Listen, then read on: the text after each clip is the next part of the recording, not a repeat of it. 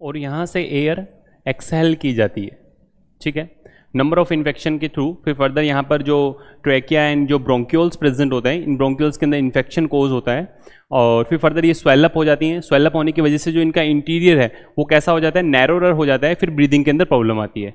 और हाँ, इंडिया जो है अभी एक नई डिजीज से फर्दर जूझ रहा है, वो क्या है, ब्लैक फंगस।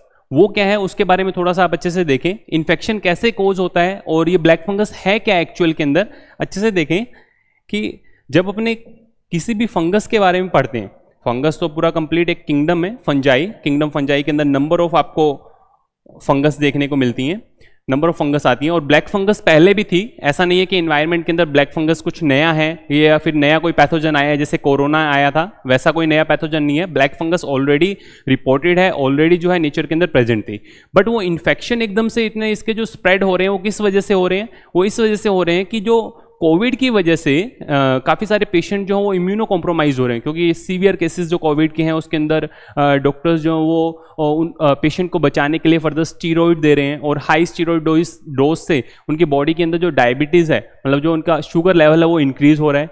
और ऐसे में वो पेशेंट इन फंगस के लिए एज एन अपॉर्चुनिस्टिक पर्सन की तरह वर्क कर रहा है। इम्यूनो कॉम्प्रोमाइज पेशेंट के अंदर ये जो ब्लैक फंगस है ज़्यादा इन्फेक्शन कोज कर रहा है क्या ये ब्लैक फंगस? और सबसे पहली बात, जब आप बोलते हो ब्लैक फंगस, ब्लैक फंगस तो माइंड के अंदर एक स्ट्रेटेजी बन जाती है कि कुछ ना कुछ ब्लैक कलर का होगा। ब्लैक फंगस ब्लैक नहीं होता, ब्लैक फंगस ब्लैक नहीं होता, ये नॉर्मल एक फंजाई है, नॉर्मल फंजाई जो जाइगोमाइस्टीज, फंजाई की जाइगोमाइस्टीज क्लास का मेंबर है। जाइगोमाइस्टीज फंजाई पूरा एक किंगडम है, उसके अंदर एक सब किंगडम आता है ओमाइकोटा, उसकी एक क्लास है, जाइगोमाइस्टीज का मेंबर है राइजोपस म्यूकर जो आता है। और ब्लैक फंगस का जो एक्चुअल नेम है वो क्या है, म्यूकर माइकोसिस। क्या है, म्यूकर माइकोसिस, जो नेचर के अंदर पहले भी प्रेजेंट था, नेचर के अंदर पहले भी प्रेजेंट था। बट ये इन्फेक्शन किन पर्सन्स को कोज करता है, उन पर्सन्स को इन्फेक्शन कोज करता है जो क्या होते हैं, इम्यूनो कॉम्प्रोमाइज्ड। क्या होते हैं, इम्यूनो कॉम्प्रोमाइज। अब कहेंगे सर इम्यूनो कॉम्प्रोमाइज पेशेंट कौन कौन से हैं? इम्यूनो कॉम्प्रोमाइज पेशेंट वो हो सकते हैं जिनके अंदर हाल फिलहाल कोई किडनी ट्रांसप्लांट हुआ हो, किडनी ट्रांसप्लांट हुआ हो।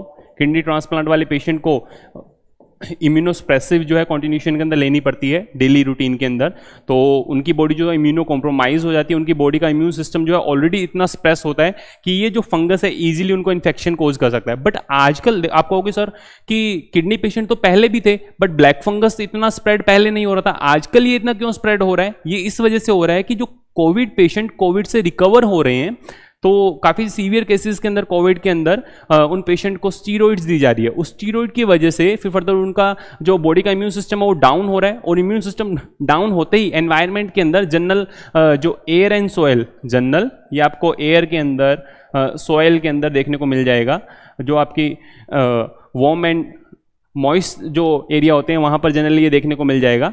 और होता क्या है कि आपको कि सर एयर के अंदर है तो इन्फेक्शन कोज क्यों नहीं करता? क्योंकि नॉर्मल हेल्दी पर्सन की इम्यूनिटी इतनी होती है कि वो इससे इजीली कोप अप कर लेता है। बट जो इम्यूनो कॉम्प्रोमाइज पेशेंट होते हैं, चाहे वो किडनी ट्रांसप्लांट वाले हों या फिर HIV का कोई पेशेंट हो, या फिर कैंसर पेशेंट जिनकी कीमोथेरेपी चल रही हो, कैंसर पेशेंट हो उनकी कीमोथेरेपी चल रही हो, या फिर कोविड रिकवर्ड पर्सन, जो आजकल इंडिया के अंदर केसेस देखे जा रहे हैं, वो मोस्ट ऑफ केसेस कौन से हैं? एक पर्सन जो कोविड से अभी स्टिल रिकवर हुआ ही है और डायबिटिक है, जिसका इम्यून सिस्टम क्या हो जाता है, डाउन हो जाता है, उसको ये जो फंगस है फर्दर इन्फेक्शन कोज कर रहा है। समझ में आई बात? तो जनरल ये नॉर्मल एक फंगस ही है, नॉर्मल एक फंगस ही है। और सबसे पहली बात, ब्लैक फंगस ब्लैक नहीं होता, कैसा होता है ये, वाइट। फिर फर्दर इसको ब्लैक क्यों बोलते हैं? सबसे बड़ा रीजन इसको ब्लैक क्यों बोला जाता है, देखें आप अच्छे से। एक छोटा सा पॉइंट कि जब भी अपने बात करते हैं इस फंगस की, तो बॉडी के अंदर इसकी एंट्री, इसकी जो एंट्री है through nasal chamber, through nasal, यहां से फिर फर्दर इसकी एंट्री होती है बॉडी के अंदर। ठीक है, अब ये एंट्री लेने के बाद यहां पर जो नेजल चैम्बर है वहां पे इन्फेक्शन कोज करता है, इन्फेक्शन कोज करता है, तो फिर फर्दर यहां से हल्के फुल्के जो है नेजल डिस्चार्ज क्या स्टार्ट हो जाते हैं, नेजल डिस्चार्ज। नेजल डिस्चार्ज इस फ्लूइड के अंदर फिर फर्दर आपको जो नेजल डिस्चार्ज यहाँ से देखने को मिल रहा है, ये ब्राउनिश ग्रीनिश सा जो नेजल डिस्चार्ज फर्दर स्टार्ट हो जाता है। इससे सबसे फर्स्ट सिम्टम जो है, इससे पता चलता है कि कुछ ना कुछ इन्फेक्शन कोज हुआ है। और ये उन्हीं पेशेंट जो है के अंदर सबसे ज़्यादा देखने को मिलेगा जिनका इम्यून सिस्टम डाउन है, और वही पेशेंट मोस्ट ससेप्टेबल होते हैं ब्लैक फंगस के इन्फेक्शन के लिए। तो डरने की बात नहीं है, नॉर्मल हेल्दी पर्सन को ये किसी भी तरीके से कोई प्रॉब्लम क्रिएट करने वाला नहीं है। होता क्या है कि यहाँ से एंट्री लेता है, एंट्री लेने के बाद यहाँ के जो टिश्यूज़ हैं, जो यहाँ पे नेजल चैम्बर के अंदर जो टिश्यूज़ प्रेजेंट होते हैं, वहाँ पे इन्फेक्शन कोज करता है। और नेजल चैम्बर के साथ साथ जैसे जैसे नेजल चैम्बर को इन्फेक्शन कोज करता है, वैसे वैसे जो ये साइड के अंदर जो जाइगोमैटिक बोन आपको देखने को मिल रही है, इसकी जस्ट अपर साइड के अंदर यहाँ इन्फेक्शन कोज होना स्टार्ट हो जाता है। फिर फर्दर ये आई के अंदर चला जाता है, आई के अंदर, और आई से फिर फर्दर ब्रेन के अंदर। जो इंडिया के अंदर अभी आपको काफ़ी सारे जो केसेस देखने को मिल रहे हैं, वो इसके राइनो सेरिब्रल इन्फेक्शन वाले हैं। कौन से हैं? Rhino cerebral infection. Rhino cerebral, number of types हैं, म्यूकोरमाइकोसिस के भी टाइप्स हैं, क्यूटिनियस होता है, पल्मोनरी होता है, गैस्ट्रोइंटेस्टाइनल होता है।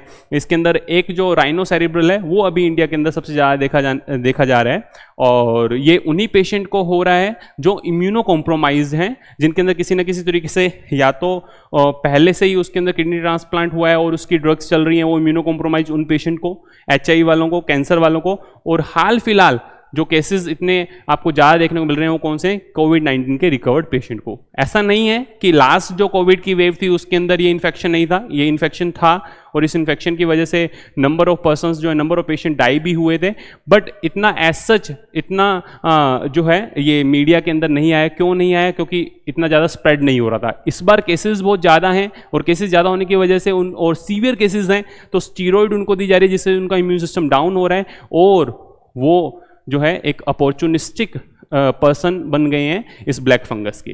तो वो सारे पॉइंट आपको अच्छे से पता होना चाहिए। कोविड-19 के जो रिकवर्ड पेशेंट हैं उनको थोड़ी सी चिंता करने की बात है कि ताकि वो इससे बचे रहें। और ब्लैक फंगस जो है नॉर्मल अगर देखें तो नॉर्मल एनवायरनमेंट के अंदर आपको देखने को मिलेगा। तो यही था ब्लैक फंगस के रिगार्डिंग, जनरल आपको अच्छे से पता होना चाहिए। काफ़ी सारी ड्रग्स हैं, इजीली इसका ट्रीटमेंट हो सकता है, बट अर्ली डिटेक्शन से। ऐसा नहीं है कि नेजल डिस्चार्ज हो रहा है और आप इसको इग्नोर करते रहें। नेजल डिस्चार्ज होते ही आप जो है अच्छे डॉक्टर को जाकर के दिखाइए ताकि इसका जल्दी से जल्दी ट्रीटमेंट किया जा सके। ट्रीटमेंट अवेलेबल है, डायग्नोसिस अवेलेबल है, नंबर ऑफ डायग्नोसिस है। नेजल एंडोस्कोपी के थ्रू फर्दर इसको डायग्नोस किया जा सकता है, या फिर इसके लिए कॉन्ट्रास्ट एनहेंस्ड MRI है, उससे बायोप्सी ली जाती है। बायोप्सी से टिश्यू को जो है चेक किया जा सकता है, हिस्टोपैथोलॉजिकल स्टडी के थ्रू फर्दर इसको चेक किया जा सकता है। तो काफ़ी सारे डायग्नोस्टिक जो है टूल्स अवेलेबल हैं। ब्लैक फंगस ब्लैक किस वजह से था? क्योंकि जिस एरिया के अंदर ये इन्फेक्शन कोज कर रहा था वहाँ की सेल्स क्या हो रही थी? वहाँ की सेल डेड हो रही थी, और सेल जैसे ही डेड हो रही थी तो वो टिश्यू कैसा हो जाता है? ब्लैक। वो टिश्यू कैसा हो जाता है? ब्लैक। इसी वजह से इसको ब्लैक फंगस बोलते हैं, न कि इसकी अपीयरेंस से। समझ में आती है बात? और स्पोर बना करके फर्दर स्प्रेड होता है तो बहुत जल्दी स्प्रेड हो जाता है। ऐसा नहीं है कि आज हल्का सा इन्फेक्शन हुआ है तो आप 5 to 7 डेज जो वेट करें। आज इन्फेक्शन हुआ है, कल ये इतना स्प्रेड हो जाएगा जिसका आपको अंदाजा भी नहीं है। समझ में आ रही बात? तो यही था ब्लैक फंगस के रिगार्डिंग। इसको आप अच्छे से देख लें और ध्यान रखें। फिर फर्दर अपने जो आगे प्रोसीड करते हैं इसके अंदर, जो पूरा कंप्लीट आपको अच्छे से बताया है कि कैसे पूरे कंप्लीट रेस्पिरेटरी सिस्टम का पाथवे रहता है, कैसे एयर इनहेल किया जाता है।